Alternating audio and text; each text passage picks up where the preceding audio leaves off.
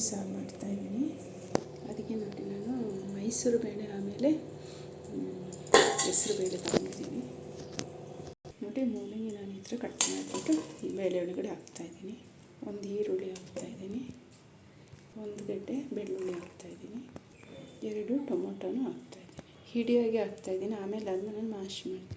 Tomato ಹಿಡಿ ಹಾಕುವಾಗ cut ಮಾಡಿ ನೋಡ್ಬಿಟ್ಟು ಹಾಕಿ. ಮತ್ತು ಕಲ್ಲುಪ್ಪು ಹಾಕ್ತಾಯಿದ್ದೀನಿ. ನೀವು ಪುಡಿ ಉಪ್ಪು ಹಾಕೋಬೋದು. ನೋಡಿ ನೀರನ್ನು ಇದಕ್ಕೆ ಬೇಯಷ್ಟು ನೀರು ಹಾಕ್ತಾಯಿದ್ದೀನಿ. ಅದ್ರಲ್ಲಿ 1 ಕಪ್ ಹಾಕಿದ್ದೀನಿ. ಆಮೇಲೆ ಸ್ವಲ್ಪ ಎಣ್ಣೆನೂ ಹಾಕ್ಕೊಳ್ತಾಯಿದ್ದೀನಿ, ಅಂದರೆ ಬೇಳೆ ಚೆನ್ನಾಗಿ ಬೇಯುತ್ತೆ. ತರಕಾರಿ ಬೇಳೆ. ಅರಿಶಿನೂ ಹಾಕ್ತಾಯಿದ್ದೀನಿ. ನೋಡಿ ಇವಾಗ ನಾನೆಲ್ಲ ಮಿಕ್ಸ್ ಮಾಡಿಬಿಟ್ಟು 3 ವಿಷಲ್ ಕೂಗಿಸ್ತೀನಿ. ಇವಾಗ ನಾನಿದು 3 ವಿಷಲ್ ಬರೆಸ್ತೀನಿ. ನೋಡಿ ಬೇಳೆ ಎಲ್ಲ ಬೇಯಬೇಕಲ್ಲ, ಅದಕ್ಕೋಸ್ಕರ. ಇವಾಗ ಇದು 4 ವಿಷಲ್ ಬಂದಿದೆ, ಆಫ್ ಮಾಡ್ತಾಯಿದ್ದೀನಿ. ಇವಾಗ ನೋಡಿ ಚೆನ್ನಾಗಿ ಬೆಂದಿದೆ ಎಲ್ಲ ತರಕಾರಿನೂ ಮೂಲಂಗಿ. ನಾನು ಬೆಂದಿರೋಂಥ ಟೊಮೊಟೊ ತೊಗೊಳ್ತಾಯಿದ್ದೀನಿ, ಈರುಳ್ಳಿನೂ ತೊಗೊಳ್ತಾಯಿದ್ದೀನಿ. ನೋಡಿ ಈ ಥರ ಇದನ್ನು ನಾನು ಮ್ಯಾಶ್ ಮಾಡ್ಕೊಳ್ತಾ ಇದ್ದೀನಿ. ಈಸಿಯಾಗಿ ಆಗುತ್ತೆ ಇದು. ತುಂಬ ಮ್ಯಾಶ್ ಆಗಿದೆ.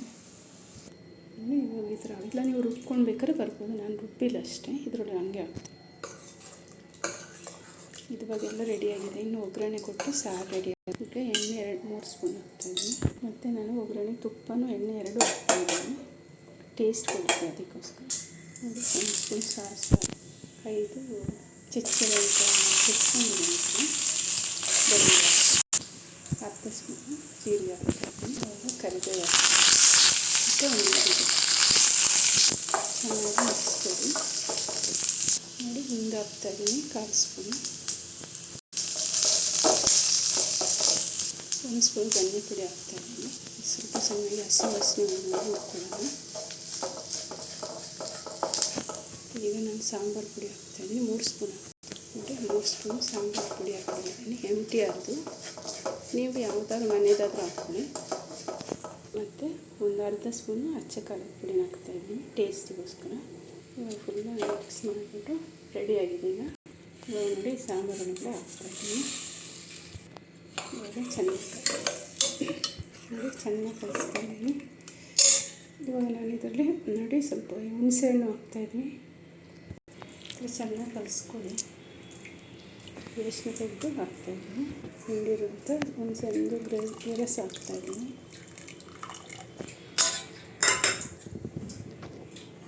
ಚೆನ್ನಾಗಿ ಮಿಕ್ಸ್ ಮಾಡಿ ಒಂದು ಕುದಿ ಬಂದ್ಬಿಟ್ಟು ಸಾಕು, ಸಾರು ರೆಡಿಯಾಗಿದೆ.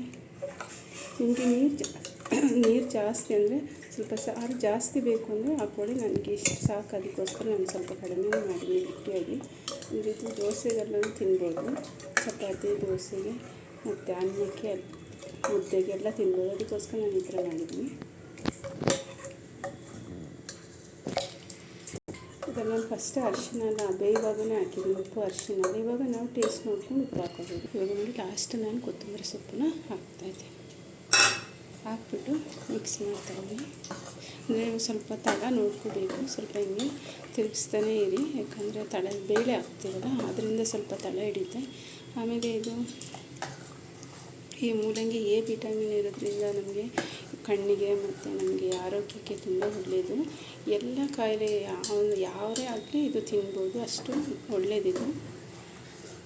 ನೀವು ಟ್ರೈ ಮಾಡಿ, ಈ ಥರ ಚೆನ್ನಾಗಿರುತ್ತೆ. ಇದು ಅನ್ನಕ್ಕೆ ಎಲ್ಲ ಚೆನ್ನಾಗಿರುತ್ತೆ.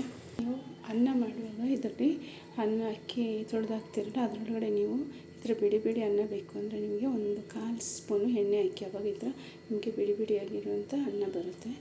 ಇವಾಗ ನಾನು ಸಾರು ಆಗಿದೆ. ಇವಾಗ ಅನ್ನಕ್ಕೆ ಇದು ಮಾಡ್ಕೊಳ್ತಾಯಿದ್ದೀನಿ.